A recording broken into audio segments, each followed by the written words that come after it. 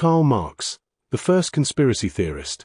By Morpheus Christus, Karl Marx is widely celebrated as one of history's most influential philosophers, economists, and social theorists.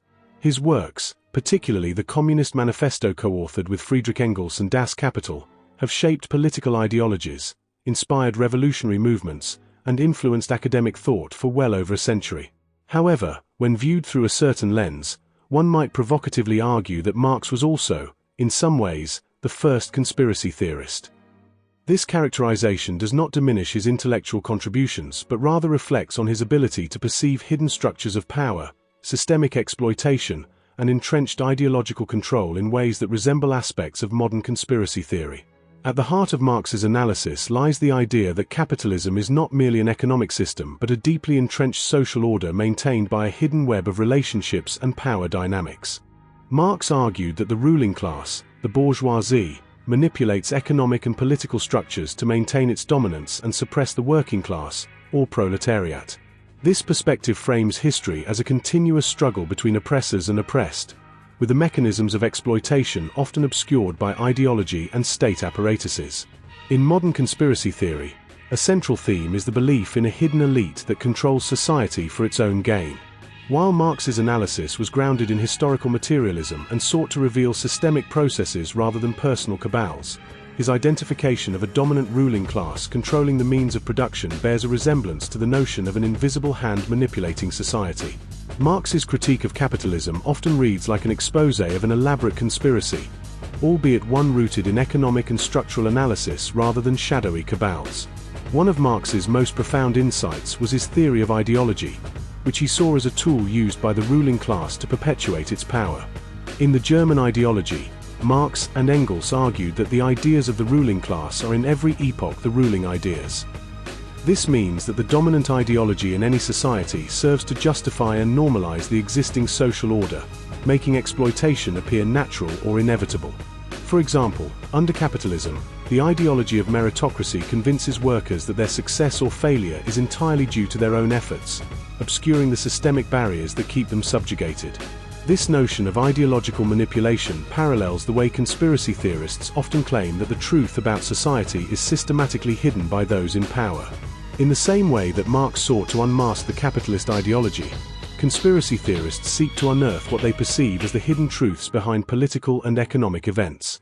Of course, the difference lies in the rigor of Marx's analysis and his reliance on empirical and historical evidence, as opposed to the speculative and often unfounded claims of modern conspiracy theories.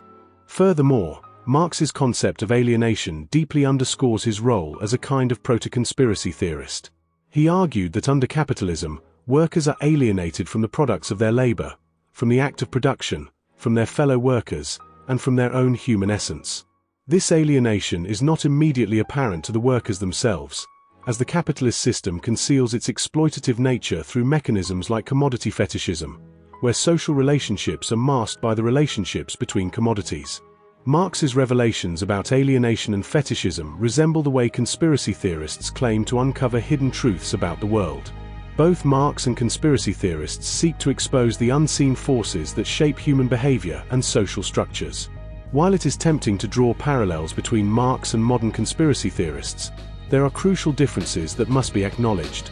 Marx was not concerned with secret plots or shadowy individuals manipulating events behind the scenes. Instead, he focused on systemic and structural forces that operate openly but are obscured by ideology and social conditioning. His work was grounded in rigorous analysis and aimed at empowering the working class to achieve emancipation, rather than fostering paranoia or mistrust.